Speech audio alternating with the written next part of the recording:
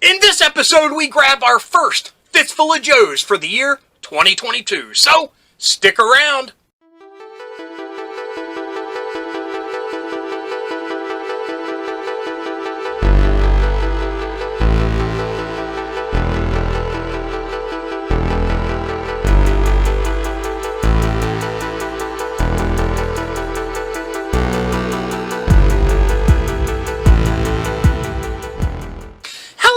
Dorks and Dorkettes, and welcome to It Came From My Side of the Laundry Room.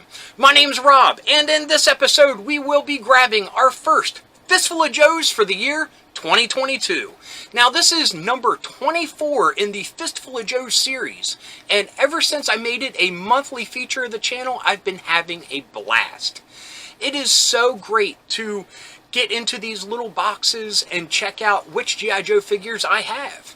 That is the bad side of being in such a small contained area like the laundry room. I don't have enough room to display all the toys I would love to display, which kind of means my G.I. Joe figures get stuck in their little containers here, and it's only these chances once a month that I get to reach in, grab a fistful of them, take a look at them, play with them, and kind of give a review, I guess if you want to call it that. So that's just a little rundown if you're new to the series, and without further ado, let's grab a Fistful of Joes. Yo, Joe! Okay, folks, here we go. And before we get started, let me just say I actually grabbed a ringer. So it's one that I've already picked, and it's because it was one that I got for Christmas. So other than that one, we're going to grab 4 random Joes to take a look at. So here I go. I'm going to reach into the box. And here we go. Oh, looks like we got some good ones. So let's kick things off with, this is a character named Rook, and he is with the Steel Brigade. Now this was a 6-pack, I believe. That was a Toys R Us exclusive back in the early 2000s. Or mid-2000s, I should say. Here's his file card, and he is the interrogator of the Steel Brigade. Codename Rook. So, Andy Lombardi. Let's see what you got, Andy. So we'll put the file card off to the side and take a look at the figure. And let me say real quick, I apologize with this new camera. It's pretty good, a little bit too good to see all the nasty blemishes on my hands, and my hairy paws look like something that a werewolf would have. So I apologize for that. Anyway, look at this guy. That's a pretty cool tactical vest he has on. A lot of good details on it. Pouches on the side. I mean, they even have detail that you can see the straps on it. Got nice pockets on his pants here, his knee pads, boots, and I really like this blue. And good posability. Now this came out before the 25th anniversary. So this was, like I've mentioned before, kind of like a mixture of old and new styles.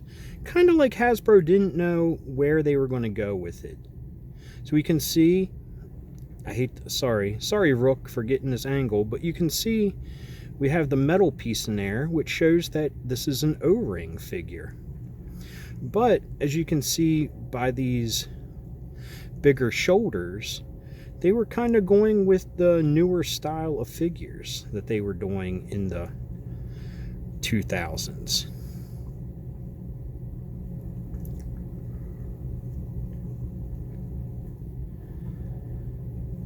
Has a nice face sculpt on him, but you can see some weird paint blemishes here. Maybe it was a rushed production, I'm not sure. So let's see him with his cool helmet on. Excuse me. Very snug fit, but looks great.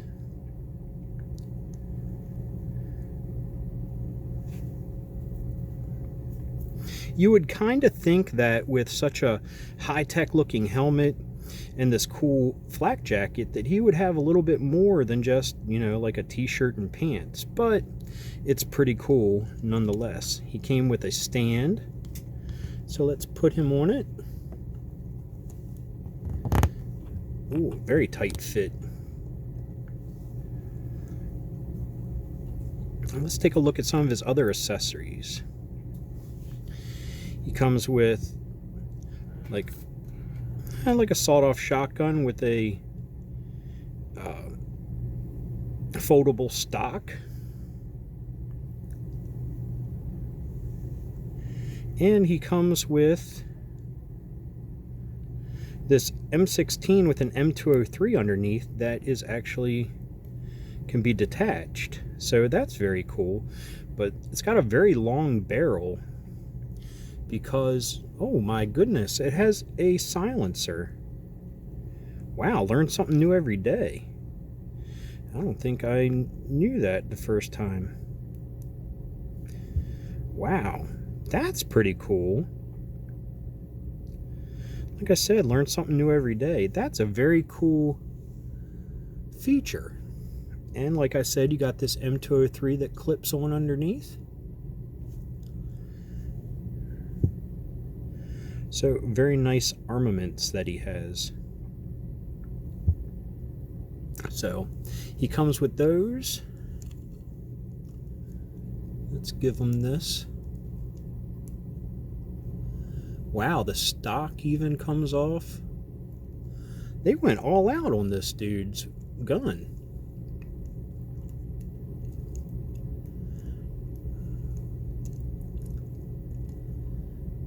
But it kind of makes it a little wonky.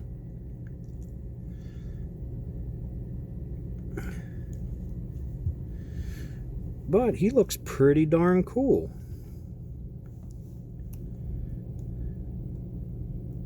I remember this was one of the very first ones that I got when I got back into collecting G.I. Joe. Happened to be passing a Toys R Us when I started catching the itch again, and lo and behold, I found this 6-pack. It was them and the Cobra Plague Troopers. So I've heard from people a couple years ago that I probably shouldn't have opened the box because they are pretty pricey nowadays, but oh well. I really dig taking them out and playing with them like this, so I don't feel like that's a loss. Anyway, let's put him off to the side and take a look at our next Joe, Cobra, or whoever it may be. It is Lowlight. Got our file card for him. And unfortunately, with these copyrights down here, I take that back. It just says character and events referenced herein are fictional and are not intended to depict actual characters and events. But anyway, I wish it would give a date on it. Oh, sorry about the background noise. That is the washer in the spin cycle. Like I always say, it's not a shtick being in the laundry room. It is a way of life. So I apologize for that background noise. So let's put his file card here. And look at all the cool stuff he has. And I should have did this with the other one, of taking a look, seeing if there is a date stamp somewhere. Here it just says China 2003 Hasbro. I think. Let me take a closer look real quick. Yes, 2003 Hasbro. So like I said, these are early 2000 releases. I always refer to them as the Joe vs. Cobra line. But here he is without his goggles. Here he is with them on. Of course, now they won't fit as great. Oh, I shouldn't have did that. Sorry, Lowlight. There we go. But he has a vest here.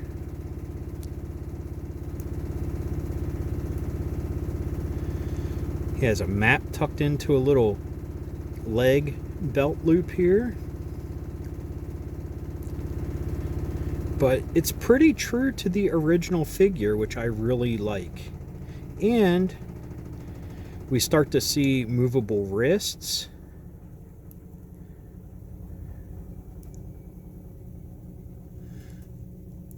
Got the swivel there at the elbow. Nothing with the feet yet that we saw later on in the 25th anniversary figures. But he does not come with a stand, so we will set him here and take a look at his accessories. Oh, stand up, my man. Stand up. Oh, come on. Lowlight was always one of my favorites. And I was happy that this returned to his original look and not the version that they released with black hair. For some reason that really bugged me because he always had blonde hair. So here's his large sniper rifle. Interesting. I'm assuming, well, look at this. We have a hole here. It looks like it's for his bipod there. But whenever I see these, I instantly start like, because these remind me of those weird Sound Force ones that came with, like, I guess it was like a sound microchip thing off to the side. It always looked really odd. But I assume that's where the clip would go. And he comes with a pistol. Looks like just a 9mm. We'll put that there. So these are what he came with. And this was before Hasbro started including awesome holsters and things. But it would be really... Look at this. He has like a little sidearm here on his vest. That's nice molding. I like that.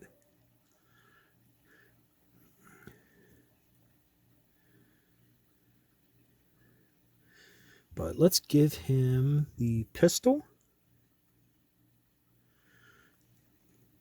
Oh, come on now.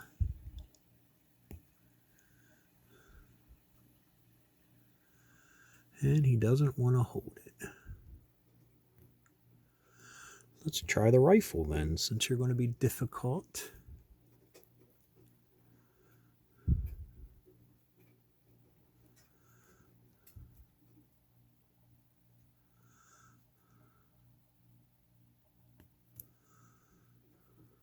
Oh boy. He's going to be real difficult. But this is a very chunky handle. Look at that. Very chunky.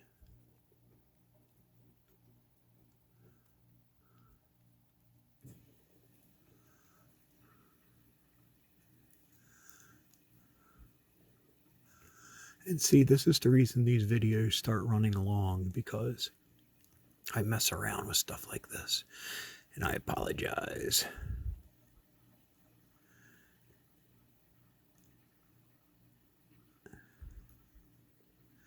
So there he is with this. It is too big for him to grab one, two. Oh, I dropped it already. Anyway, that's Lowlight from 2003. So let's put him off to the side now and move on to our next figure. And if you see a fuzzy little thing off to the side here, is a cat paying a visit. There she is. Sorry, kitty cat. Let's get you out of here. Oh, yes, I know. I know. It's so rough. There you go. Get down. Okay, next is 25th anniversary Flint.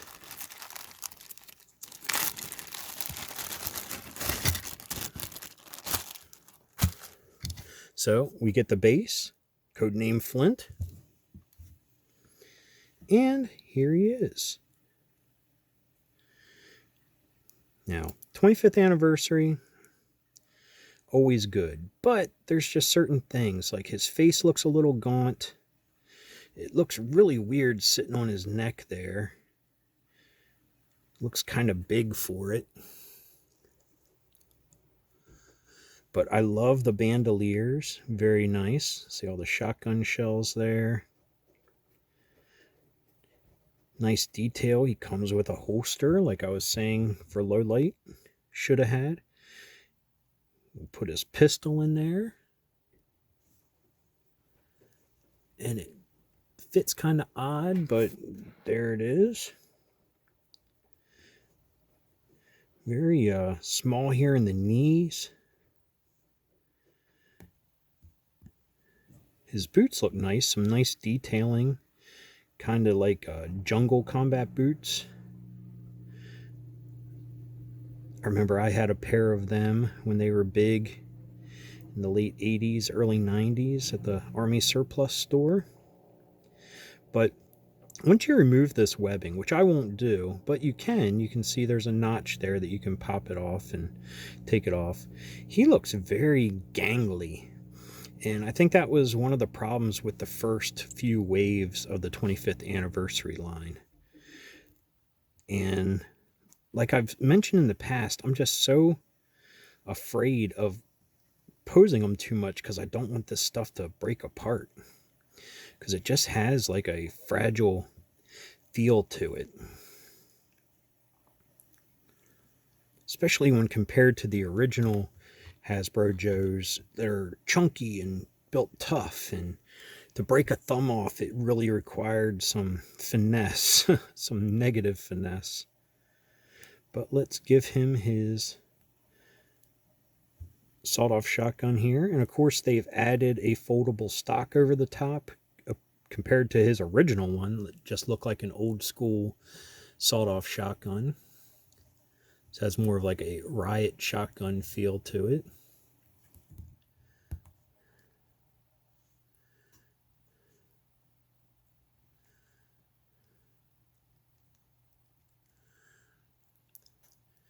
And see, I'm trying to move his arm over, but his wrist is, look at that, very fragile.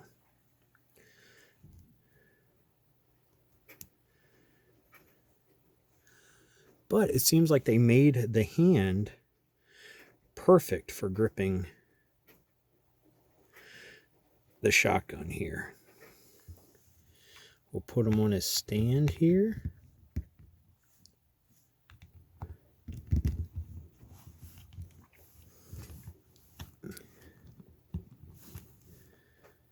And he looks pretty good.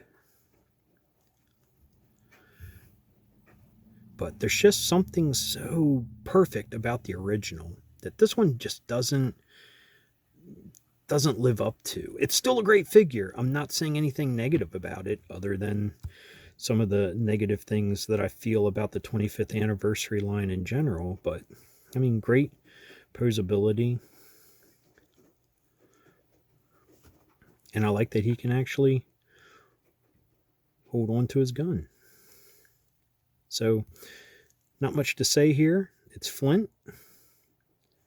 Decent figure. But just does not have the same je ne sais quoi as the original. So we'll put him off to the side. And on to Stalker. Now this Stalker came in a comic 3-pack with Tommy, Arashikage, and Snake Eyes. And you can see when I was opening the package, his file card took a little damage. So I apologize, Snake Eyes, or Stalker. And he didn't even go by Stalker here. It's just Lonzo R. Wilkinson, which is his real name. Because this was when they were, and there we go, Sergeant Stalker written here. This was when they were stationed in Vietnam together, the three of them. So,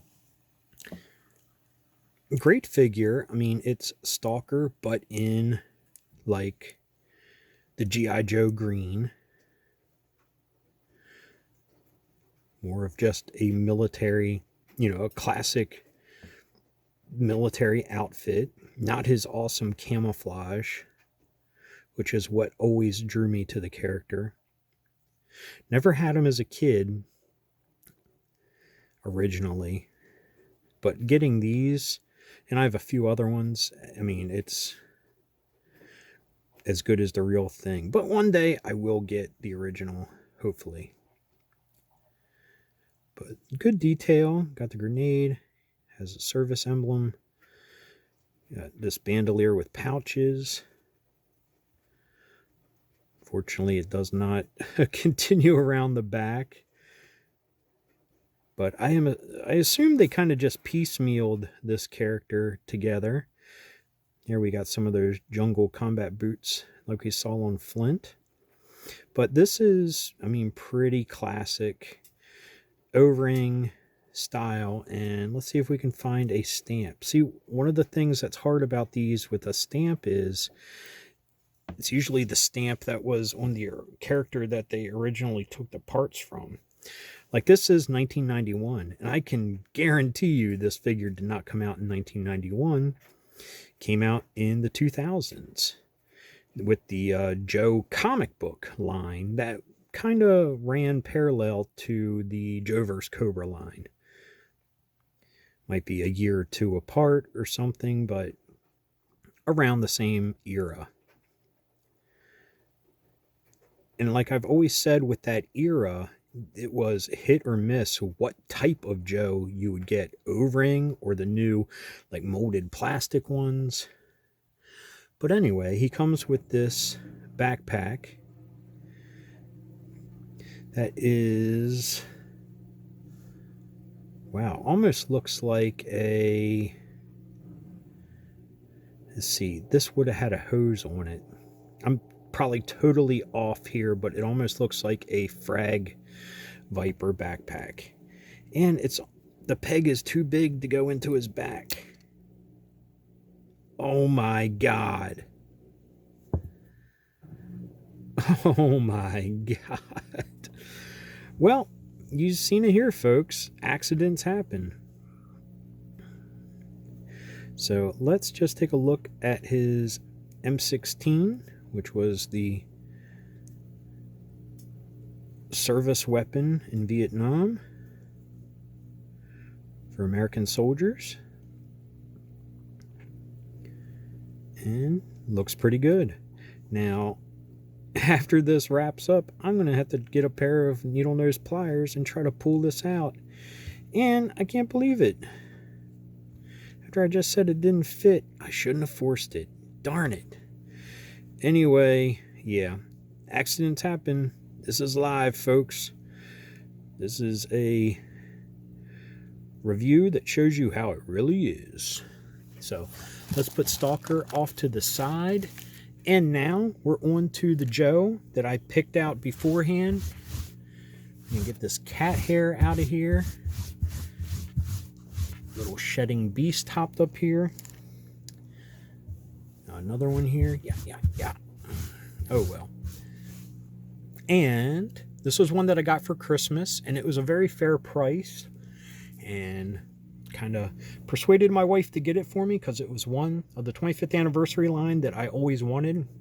Granted, I believe it's missing a couple things. Definitely missing the stand, but it's Matt Tracker. Can't believe I said Mac. Matt Tracker. So this was awesome. This is a great crossover of Mask and G.I. Joe, which Hasbro acquired the Mask license when it bought Kenner. And they gave him the Annihilator backpack. Even has the little gun here to the side, which doesn't fit so well because of his armor. But look at that. Pretty good mask.